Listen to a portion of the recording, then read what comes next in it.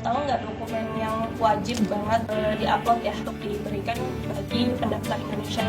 Di portal Study in Saudi ini ada dokumen yang wajib banget yang di bahasanya tuh ada pilihannya, dan kayak cantumkan paspor, cantumkan ini. Jadi yang pasti diperlukan itu pertama paspor dan terjemahannya, lalu ijazah dari Kemendikbud atau Kemenak dan terjemahannya, kemudian MCU Medical Check-up Report dan terjemahannya, lalu SKCK dan terjemahannya, dan CV dalam bahasa Arab maupun bahasa Inggris. Mungkin aku sedikit menambahkan dari dokumen. Jadi kan tadi Tiana mention kita harus ke MCU. Nah untuk pertama kali daftar itu nggak apa-apa Kak. Kita karena kan MCU lumayan ya Kak. Sekali tes itu kan lumayan lah biayanya gitu. Untuk pertama kali daftar itu kita cukup ke puskesmas untuk tes kesehatan aja gitu. Jadi terus selanjutnya ada SKCK. Kan biasanya banyak juga nih teman-teman yang nanya ke kami gitu. Kalau misalnya kita ke SKCK itu kita perlu ngomongnya gimana gitu ke polisinya gitu. Apakah ke luar negeri atau gimana gitu. Jadi untuk pertama kali daftar itu nggak apa-apa Kak, bilang aja dalam negeri, untuk kampus dalam negeri. Karena kalau misalnya kita bilang langsung ke luar negeri, itu kan prosesnya lama ya, harus yang di Jakarta. Sedangkan kan banyak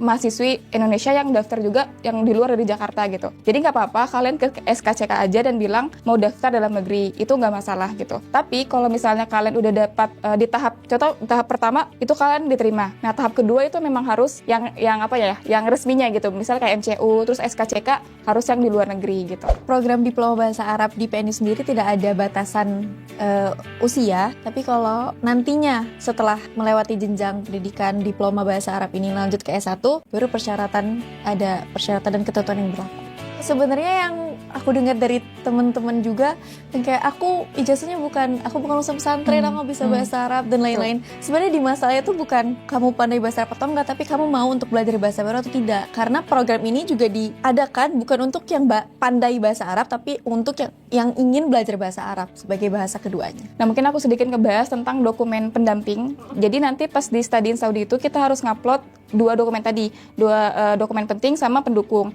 Nah untuk pendukung sendiri itu salah satunya itu ada sertifikat. Nah untuk sertifikat itu kita bisa upload kalau tidak salah 3 ya. Sertifikat tuh minimal 3 kalau tidak salah. Dan itu banyak juga dari teman-teman yang tanya, Kak itu harus berbahasa Arab atau berbahasa Inggris? Jadi kalau misalnya sertifikat kalian sudah berbahasa Arab itu oke. Dan kalau misalnya udah berbahasa Inggris pun oke gitu. Jadi nggak perlu misalnya kamu dapat bahasa Inggris, kamu translate ke bahasa Arab itu nggak perlu. Yang penting 2 bahasa itu, bahasa Arab dan bahasa Inggris. Dan untuk dokumen pendukung itu aku pribadi tidak hanya mencantumkan 3, aku ada lebih, jadi aku gabungkan di satu file semua sertifikat yang aku punya. Tidak hanya 3, mau punya 10 masukin aja semuanya.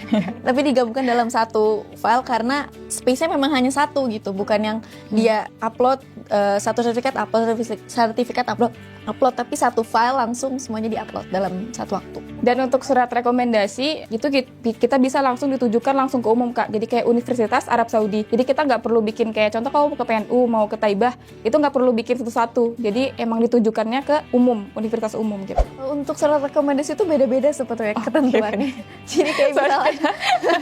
Jadi kayak misalnya, mau minta ke MUI, itu dia di MUI sendiri meminta spesifik ingin kamu mau kemana. Di situ tertera misalnya Universitas Prince Nuri University, berarti harus tertulis. Jadi kalau misalnya emang mau daftar berarti ya mengajukannya berkali-kali. Tapi kalau misalnya di Kemenak, kemarin aku alhamdulillah di Kemenak daerah di Polda, maksudnya di Bandung, Kemenak Bandung, itu alhamdulillah tidak harus spesifik. Jadi aku hanya bilang Universitas di Arab Saudi. Tuh, jadi mungkin kalau misalnya memang mintanya ke suatu lembaga yang setiap lembaga itu memiliki ketentuan sendiri untuk menerbitkan surat rekomendasi. Aku pribadi rekomendasi itu dari Kemenak dan pondok pesantrenku. Apakah memungkinkan untuk lanjut ke jenjang S1 di PNU ini?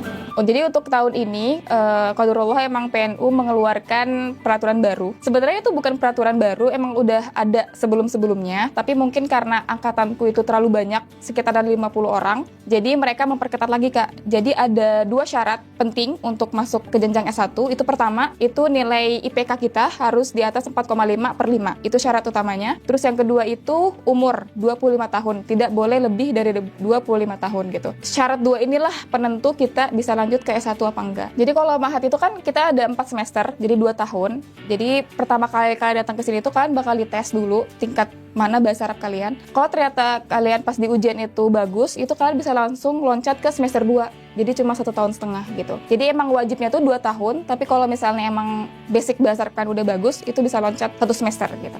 Jadi mempersingkat.